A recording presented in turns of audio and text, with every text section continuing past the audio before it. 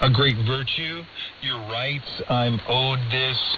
I'm right here, you are wrong. It's not fair that I should be done this way when I didn't do anything. All those kinds of attitudes. The New Testament, Jesus in particular, and the rest of the New Testament writers are so strongly opposed to that idea, so consistently.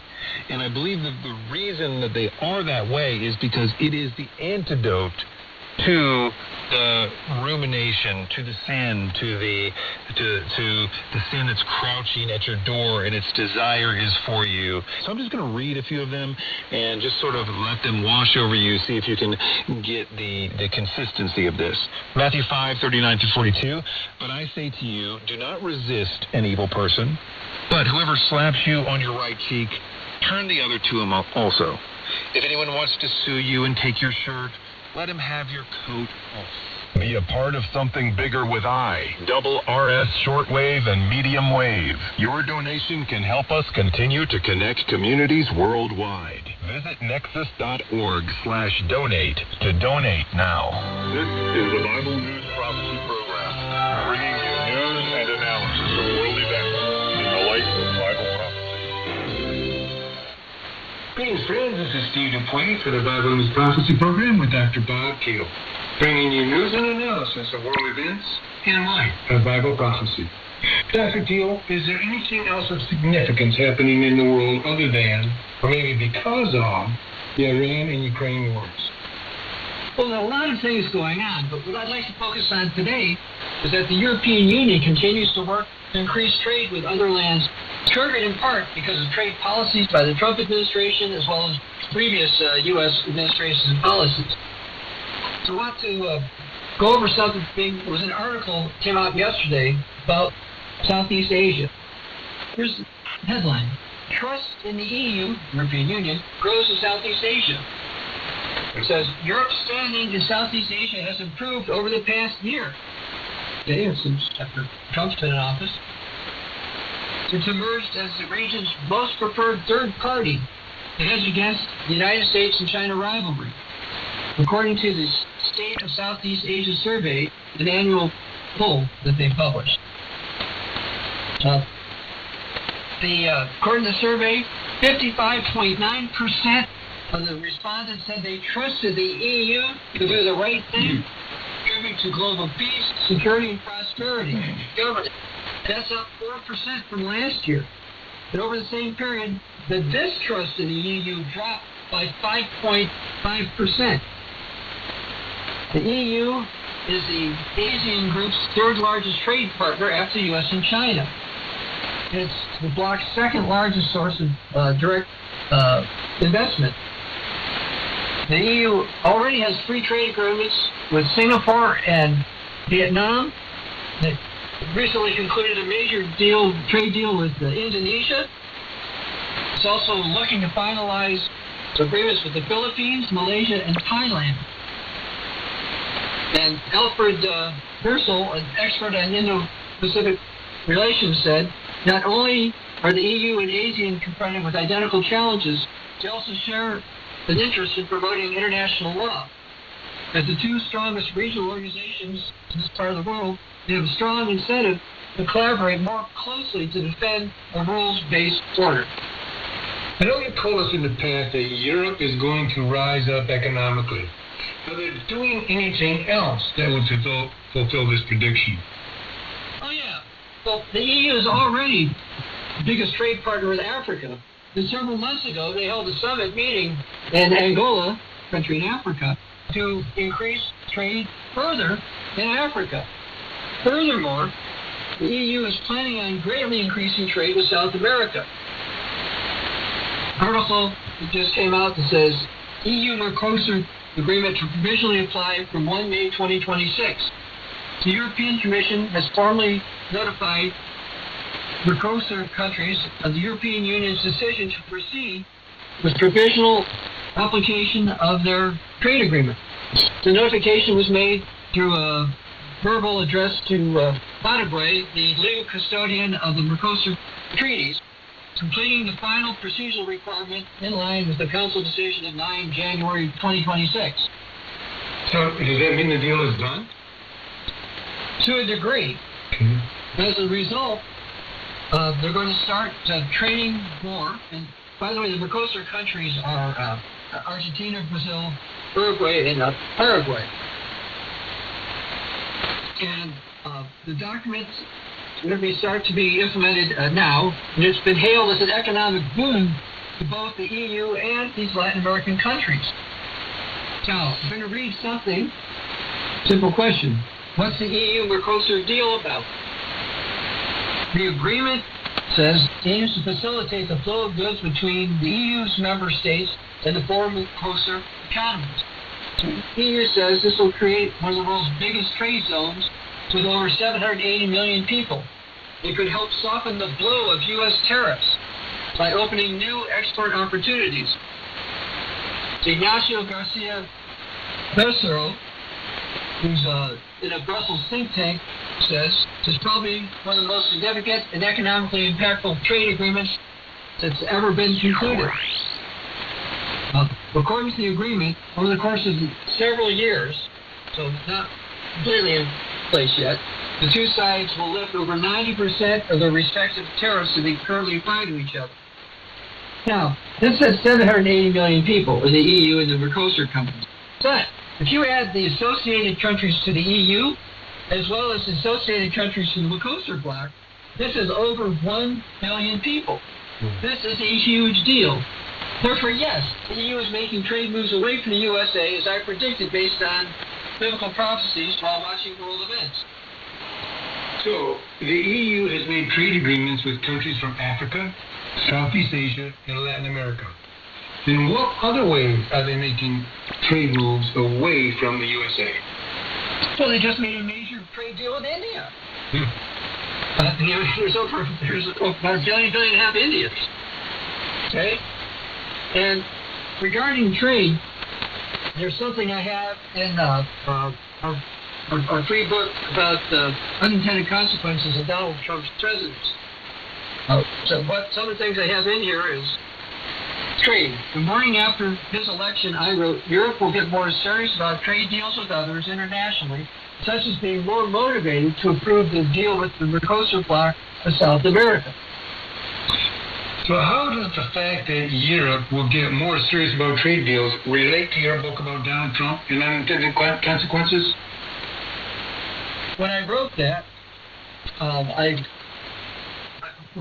I wrote in that book was one of the unintended consequences of Donald Trump's threats of tariffs and other trade matters is that it's motivating nations he has threatened to look to trade more with each other. Look, the Europeans and the Latin Americans have been working on the Mercosur deal for like a couple of decades. Okay? This finally was the factor. You know, Isaac Newton's third law of motion states that for every action there's an equal and opposite reaction. Anyway, in the case of the Trump administration, policies are pushing away and threatening Europe. And it's motivating them to make deals that they've been hesitant to make. Now, in that Trump book, I also wrote, Europe will get more serious about trade deals with others internationally. Pushing tariffs and other policies that foreign nations do not like is contributing to other nations looking to bypass the United States dollar, as well as to trade more with each other and less with the United States of America. This will further push globalist moves forward without the USA. Thus, is also helping set the stage for the coming European Babylon beast to dominate international trade. So a lot's happening in Europe.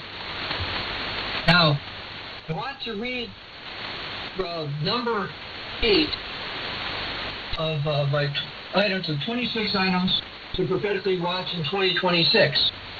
Number 8 was trade. Not all warfare is militaristic.